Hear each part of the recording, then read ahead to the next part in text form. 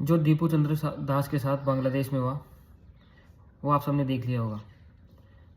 अब मज़े की बात यह है, उन पे अभी तक कोई ब्लास्फेमी का जो उन्होंने लगाया है इल्ज़ाम वो अभी तक साबित नहीं हुआ है।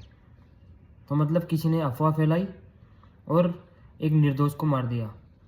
किसी ने ट्रायल कराया था क्या, या उनका जो गुनाह है वो साबित हो गया था क्या? नहीं हुआ। इस्लामिक मोब आई, उन्होंने उनको पहले खूब पीटा, फिर लटकाया और फिर बांध के जला दिया। अब ये बात है, उन्होंने खबर ये आ रही है कि जीतू दास ने किसी को अपना पेमेंट देने के लिए जो उन्होंने दे रखा था, या उनके जो सैलरी के लिए जो पैसे मांगे थे उन्होंने देने से मना कर दिया, तो उन पर ब्लास्फेमी का इल्ज़ाम लगा के लोगों की भीड़ इकट्ठी करके उनको मार दिया। अब ये बताइए, ये है माइनॉरिटी की हालत।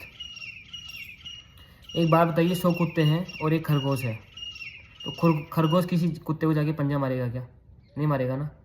तो वैसे ही अगर 100 कट्टरपंथियों की भीड़ है तो वहाँ पे कोई एक जो माइनॉरिटी में है वो उनके पैगंबर के खिलाफ ब्लास्फेमी कैसे करेगा? ये सोचने की बात नहीं है। ब्लास्फेमी कोई करता नहीं है। ब्लास्फेमी का झूठा आरोप किसी पे लगाया जाता है ताकि उसको मारा जा सके। ये उस हार्डी जो आतंकवादी है जिसने भारत का डिस्टोर्टेड मैप उसने पोस्ट किया था सोशल मीडिया पे, जिसमें जम्मू कश्मीर को पाकिस्तान का हिस्सा दिखाया था और अपनी बयानबाजी कर रहा था कि हम जो भारत के 7 सिस्टर हैं, जो चिकन नेक है, उसको काट के ग्रेटर बांग्लादेश बनाएंगे। अब किसी अननोन गनमैन ने आके उसको मार दिया तो वो इल्ज़ाम भारत पे लगा रहे हैं। आपके पास सबूत है क्या कि उसको भारत ने ही मारा है? हो सकता है किसी इस्लामिक कट्टरपंथी ने ही ये मजहबी दंगे भड़काने के लिए उसको मार दिया हो। ऐसा हो सकता? ऐसा नहीं हो सकता। ना तो जीतू दास पे जो आरोप लगाया ब्लास्फेमी का वो साबित हुआ, उसको मार दिया। ना तो जो हार्डी है उसको किसने मारा ये साबित हुआ और उसको हीरो बना दिया। तो अपना जो मुद्दा होता है, अपना जो एजेंडा होता है, उसको पूर्ण करने के लिए जो शूट करता है वो हम पालन करते हैं। इनका सिंपल सा हिसाब है।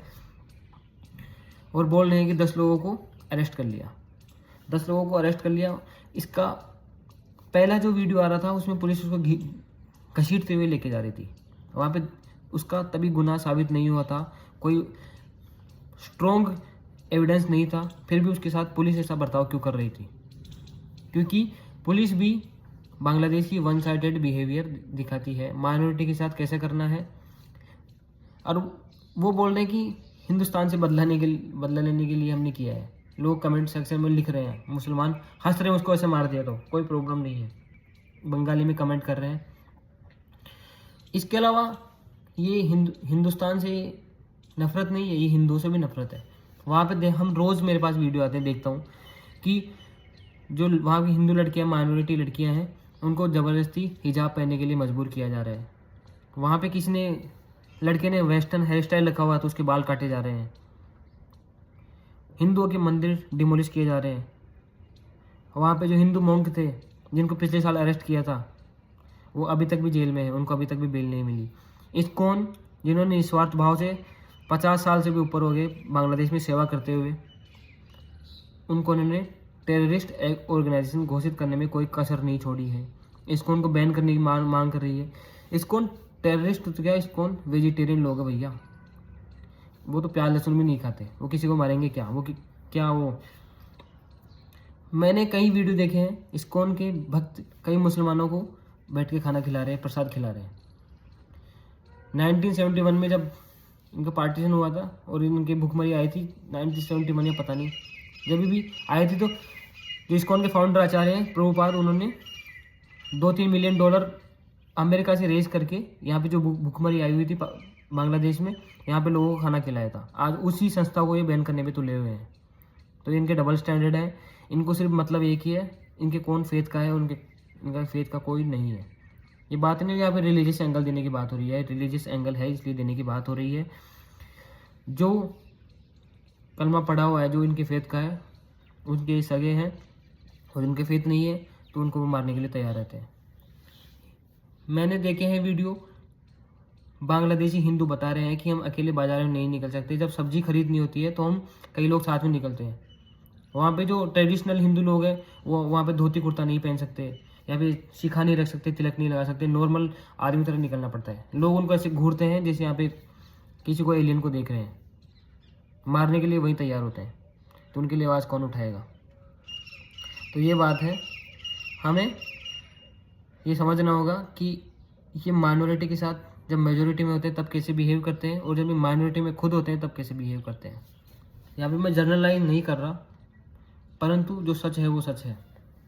बांग्लादेशी हिंदू जो माइनॉरिटी में है, जो ब्लास्फेमी करने की सोच भी नहीं सकता, वहाँ पे आए दिन किसी न किसी पे झूठा ब्लास्फेमी का, ईश निंदा का आरोप लगा के उसको लिंचिंग करने की, मारने के प्रयास हो रहे हैं। अभी मैंने एक और वीडियो देखा जिसमें 4 साल के बच्चियों को भी जला दिया। वीडियो में बताओ, 4 साल के बच्चे को जला सकता है तो उसको हम मनुष्य या मानव या ह्यूमन तो नहीं बोल सकते, वो कुछ और ही है। तो ये इन पे ह्यूमन राइट्स भी लागू नहीं होते। ह्यूमन वो होता है जो ह्यूमन की तरह बिहेव करता है। 4 साल की बच्ची को कोई क्या उस ऐसा गलत काम कर सकती है जो उसको जला सकते हैं जिंदा?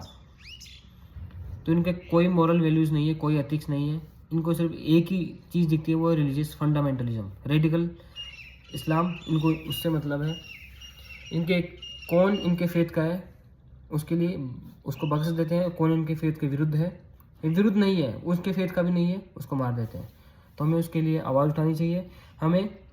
हम जो भी भारत में रहने वाले, हमें सभी को मिलकर एक साथ बांग्लादेश में जो हिंदुओं के साथ हो रहा है उसके लिए साथ मिलकर आवाज़ उठानी चाहिए। हमें कम से कम सबको वीडियो बनाना चाहिए, या कम से कम एक स्टोरी या पोस्ट लगाना चाहिए, लोगों को अवेयर करना चाहिए कि बांग्लादेश में हिंदुओं की कितनी बुरी हालत है। हम आवाज़ नहीं उठाएंगे तो कौन उठाएगा? Thank you.